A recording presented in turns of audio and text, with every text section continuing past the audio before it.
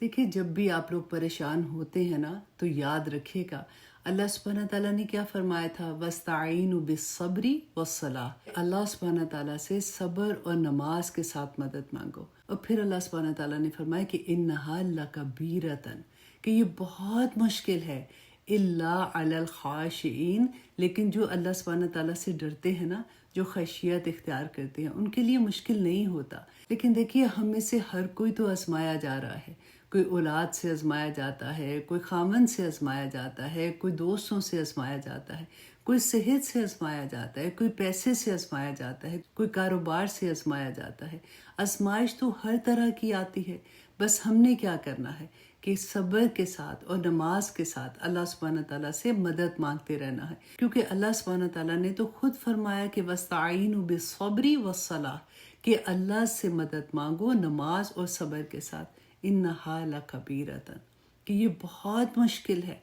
अल्लाह सुब्हानहू तआला खुद फरमा रहे हैं कि इस वक्त में जब आप आजमाए जाते हैं, बहुत मुश्किल है सब्र करना। लेकिन अल्लाह सुब्हानहू तआला ने सब्र के साथ नमाज के बारे में कहा कि नमाज पढ़ के अल्लाह सुब्हानहू तआला से दुआ भी करो। अल्लाह सुब्हानहू तआला ने इसीलिए तो फरमाया कि इन्नहा लकबीरतन, कि ये बहुत मुश्किल है, इल्ला अलल खाशिईन, लेकिन जो अल्लाह से डरते हैं ना, खशियत रखते हैं, उनके लिए आसान हो जाता है। अल्लाह सुब्हानहू तआला से दुआ करें, या पाक परवरदिगार हमें अपनी खशियत अता कर दे।